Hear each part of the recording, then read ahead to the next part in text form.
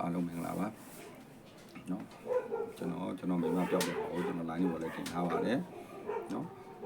ပထမတော့တာမန်စိတ်ဆိုးလို့သူထွက်သွားပြီးတော့သူတကယ်ချင်းတယောက်အိမ်မှာနေရထင်တယ်လို့ကျွန်တော်မျိုးပြန်လာဖို့အတွက်ပုံစံမျိုးနဲ့ကျွန်တော်ပြောပါတယ်ဒါပေမဲ့အခုကျွန်တော်ကြားရတဲ့နေရာမဟုတ်ပါဘူးအိမ်တင်ကနေပြီးတော့သူ့ကိုခေါ်ထားတယ်နော်ခေါ်ထားပြီးတော့သူ့ကိုဖွက်ပြထားတယ်နော်အဲ့လောက်ဒီပဲကျွန်တော်ပြောချင်တယ်ကျန်တဲ့ကိစ္စကိုမပြောချင်ဘူးဖွက်ပေးထားတယ်လို့ပဲကျွန်တော်ကြံမြင်သိရတယ်ဖွက်ပေးထားတဲ့ကြော်လာပြီဆိုရင်ဖွက်ပေးထားတဲ့အိမ်ရောနောက်ဆက်တွဲရောကျွန်တော်အကုန်ရေးပါမယ်နော်ကျွန်တော်အခုစုံစမ်းရသလောက်ကတော့အိမ်တိမ်မှာ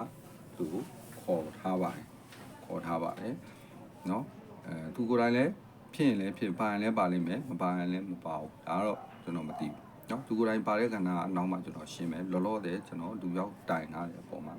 တရားကျွန်တော်မိမပုံမကြည့်ပြတယ်အသက်35နှစ်ဣဒါအမှ9ရက်ကွာမှာနေတယ်နော်ဒီဘက်ကကြောက်သူ့ရဲ့မိသားစုသူကကာမပိုင်းယောက်ျားရှိတယ်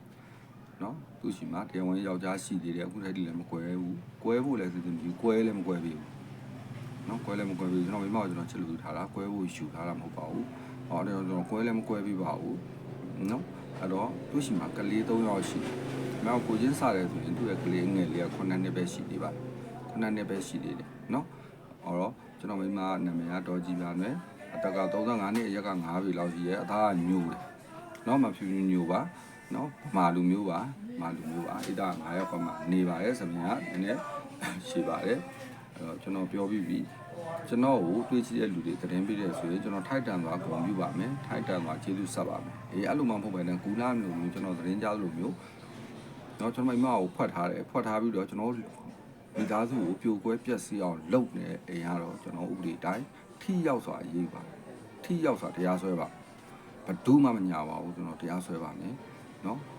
ဟောကြိုပြောထားပြီးကျွန်တော်မိမပါစီဖြစ်တယ်သူပါတဲ့ခဏနောက်မှထက်ရှင်းမယ်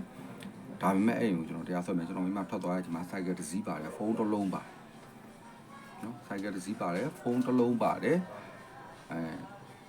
နော်ပတ်စံပါတယ်နော်ပတ်စံပါတယ်ထွက်သွားတဲ့အချိန်မှာပါသွားတဲ့ပစ္စည်းတွေပတ်စံရဲ့ဖုန်းရဲ့